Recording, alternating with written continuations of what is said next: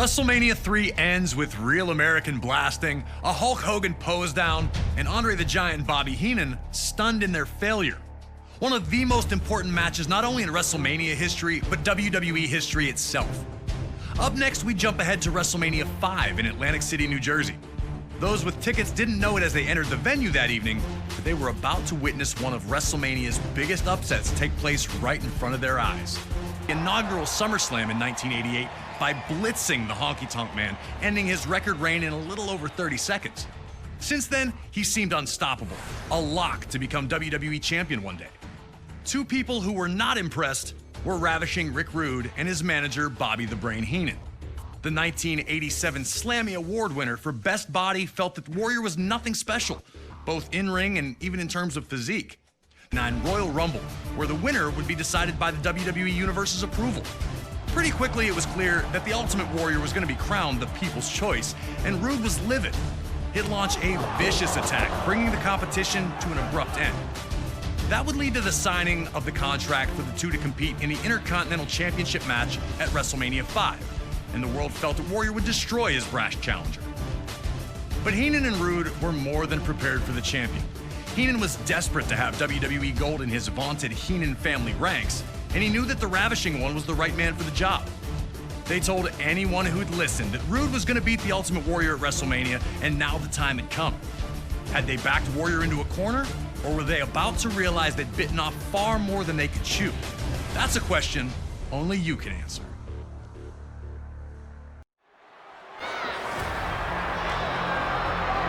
Warrior had steamrolled his challenger in the opening moments.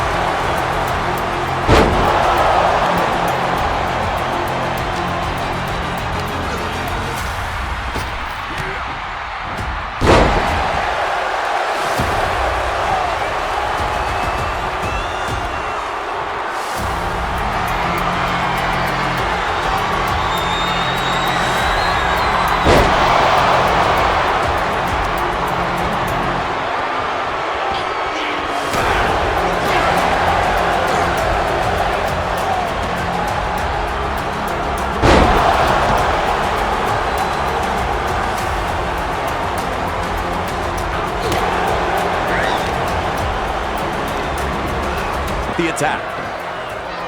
Big time ring awareness shown by the Ravishing One to keep himself in the match. Rude needed to take advantage here because his opportunities for offense were few and far between.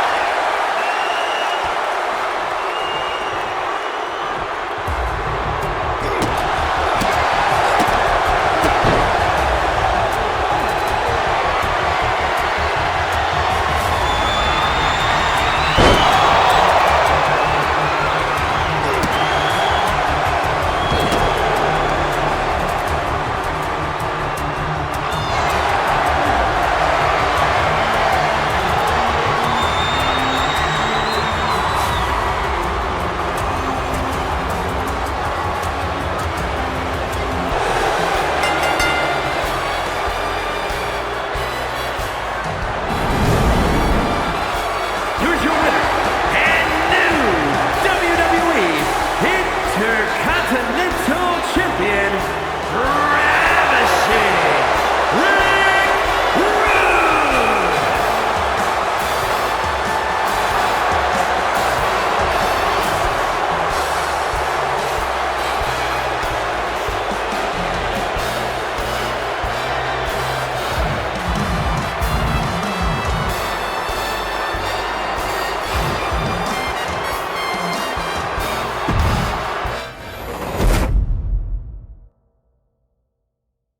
Assist from his manager, The Brain. Hey, if the ref doesn't see it, he can't call it. Those are the breaks. With the crowd buzzing from the monumental upset, it was time for WrestleMania 5 to deliver its main event. The Macho Man Randy Savage defending the WWE Championship against his former best friend. Yeah, the Macho Man Randy Savage. Dig it. He was one of a kind. He was intense. He was a great athlete. Everything about him was 100% perfect for sports entertainment and professional wrestling. While the split of the Mega Powers was made official on a February 1989 edition of the main event, the cracks had been obvious to many long before that fateful night. Hogan and Savage's friendship had been beneficial to both, which was never more evident than the year prior at WrestleMania 4. On this evening, the vacant WWE Championship was to be decided in a 16-man, one-night tournament. In an absolutely brilliant display of athleticism and heart, the Macho Man would compete in 4 different matches to claim the championship. But it was in the final against the $1 Million Man Ted DiBiase that Savage would run into seemingly more trouble than he could handle. In DiBiase's corner was Andre the Giant. Throughout the match, Andre interjected, bringing Savage's offense to a halt, or distracting him for attacks by DiBiase. Eventually, Miss Elizabeth would run into the back, bringing Hogan out to restore some order. And Hogan's presence led to Savage's win with a perfectly timed chair shot that the ref didn't catch. Like I said before, those are the breaks. The Mega Powers would be locked in a heated rivalry with Andre and DiBiase, now known as the Mega Bucks, that culminated with their victory at the very first SummerSlam. Around this time, though, it appeared Randy Savage was jealous of the closeness between Hogan and Elizabeth. Some on commentary would mention it, but many were quick to dismiss that there was any tension between the two. Things got worse at the 1989 Royal Rumble when Hogan eliminated Savage, some claim accidentally, which infuriated the Macho Man. Everything came to a head at the main event 2 on February 3rd, 1989. The Mega Powers would compete in tag team action, looking to show the bond was still strong. After Miss Elizabeth was caught up in the action, Hogan would take her to the back for medical attention, leaving the Macho Man alone. Upon his post-match altercation in the locker room would make it official. The Mega Powers were dead, and a clash was inevitable. Soon after, Hogan would lay down the challenge for WrestleMania 5. In a final twist, Miss Elizabeth would side with neither man, insisting that she'd be ringside in a neutral corner instead, offering to help either if they needed it. We were able to sit down with Hulk Hogan to talk about the night the Mega Powers exploded. The lines were so blurry between reality and what we were trying to accomplish. He was madly in love with his wife, Elizabeth, for real. He was madly jealous for real. Leading up to it, when she was managing him or managing me, or couldn't depend on who she was going to manage, it made him crazy. I just didn't know what type of abuse I was in for, so it was a little nuts. He was there to go, and he pushed the gas pedal down really hard on me in that match. Once you became a Macho Man fan, that was the only thing you could think about. His look, just the way he carried himself. I had nothing but respect for him.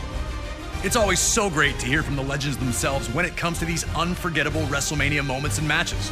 Thanks again to Hulk Hogan for his time. Now, let's get you into the middle of an intensely heated WWE Championship match where the world would watch the Mega Powers explode.